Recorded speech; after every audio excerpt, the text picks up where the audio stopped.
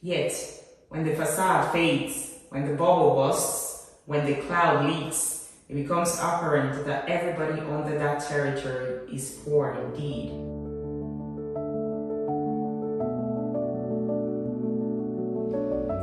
Hi, I'm Pharmacy Obigili, and here goes Pedagogy, where I talk to you about social, political, and economic matters in the form of a 1,000-word essay to grow your mind. Subscribe and keep watching.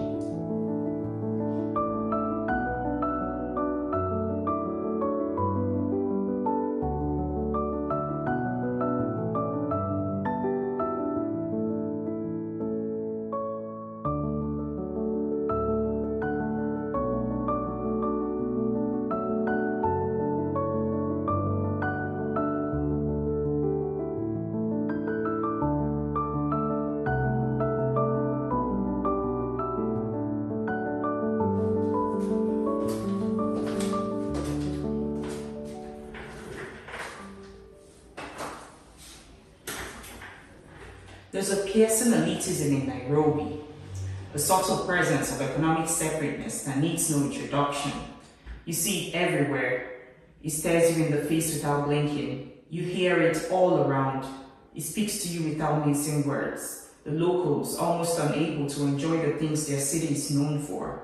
From Lagos to Lilongwe, Dar es Salaam to Windhoek, I experience fragile economies with an artificially overpriced lifestyle funded by the diaspora, prices mirroring and matching the overseas environment of the excited tourists and expatriate residents. But when these groups leave, these prices stay, becoming the price too for the countrymen. And just like that, slowly but surely, the local economy is shattered by a wealth that never belonged to these people. I mean, tell me, what goes up and never comes down? While you may say age, and you are quite right, I argue that it's in fact prices. You see, romanticizing a tiny part of the country because the exchange rate gives you a lot more cash to hike prices and spend recklessly does not mean you're rich. It only exposes the vast inequalities in the global economy as it is set up. This is the story of the leading cities and capitals of most African economies, unbelievably quoting the prices of things in USD, sometimes because the official market and the power market are at loggerheads like in Lilongwe, and at other times as a shared source of forex, case in point Accra. Either way, these enormous equivalents in the local currency reveals that the hands in possession of these hard currencies would have the better quality of the already limited infrastructure. It is already no news that Africans build out their own infrastructure with gross public sector failure. We fix our electricity access through personal generators, water portability through privately drilled boreholes, home internet access, community security, waste management, and endless list. So luxury here is just essentials costing an arm and a leg. The problem has now become entrenched as the demands of this tiny group of people chasing the few decent resources has grown the prices of seemingly basic amenities to exorbitant margins. This active cycle is the repulsive condition of our major cities, offering prices too high for quality too low. Jamena rent mirroring New York, milkshake in Lagos matching milkshake in Vancouver, income disparity widening, eroding the middle class and making kings of a few foreign hands. If low-income countries are called low-income because the overall income is low, why then does the market not consider local income levels in all these exaggerated sectors? It shocks me that our regulatory bodies are watching these unfold without concrete policies and actions.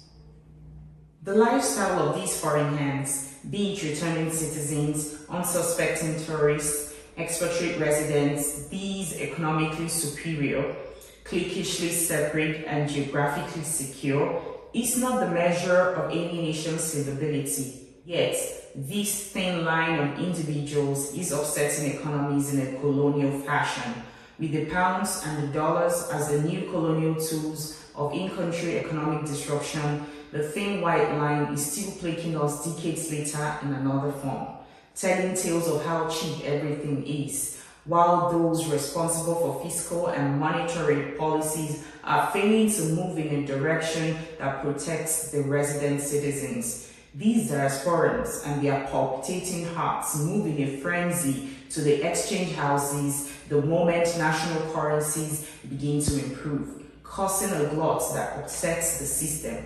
Perhaps our economic destiny is locked into the performance of other countries that founded us, because how can this be solved? I guess production, but who knows? I will begin to end by emphasizing the role of systems and the ripple effects of systemic development that does not spotlight one part of a nation, economically engineer its cost of living to match global cities without any commensurate infrastructural upgrades, patching up the symptoms of underdevelopment while blindly copying Western procedures without the necessary groundwork, ushering in a haphazard illusion of order that is sold to the highest bidder and completely excluding resident citizens from participating in the markets. Yet, when the facade fades, when the bubble bursts, when the cloud leaks, it becomes apparent that everybody under that territory is poor indeed, because the fire service is not in sight, the emergency health response is not available, and not even a court can administer justice with eyes closed, thus revealing that economic maturity should be all-encompassing and exposing the immaturity of these synthetic price hikes. We know efficient systems to be cross-cutting, ensuring that no member of a society is left behind, and even when class exists, resources are evenly spread out. The West remains aspirational to many Africans because of this, the power of efficient systems that, despite the entrenched inequalities embedded in their obsession with race, they have a couple of procedures that ensure that even the minimum wage earner has a decent life. Yet those systems were not achieved in a day. You see this graph showing the progress of Western offshoots, that is US, Canada, Australia, that of Western Europe, Asia, Africa, and you begin to get the reason I am speaking to you. Every nation was once at ground zero. We can begin to make the necessary shifts through more production and innovation. Really. The sovereign fact is the finest of things on the African soil cannot be attained by the average African. The finest of accommodation, of food, of clothing, of education, of healthcare, and I dare say, of life. African elitism, this glaring separateness, inadvertently locks out the common members of each society, erasing them from the marketplace, weakening their spending power, and reiterates to Africans that there is really no location where they can be the head, not even on their own continent. Finally, I must say that Africa does not begin and end in Accra and Kumasi, Dakar and Tuba, Cape Town and Joburg, Addis and Adama, Lilongwe and Blantyre, and very popularly, Lagos and Abuja. Africa extends beyond these borders, and therefore development must stretch beyond these cities to enhance the lives of people on the countryside. The goal is a robust system that reaches everyone irrespective of their location, and not just the thin line.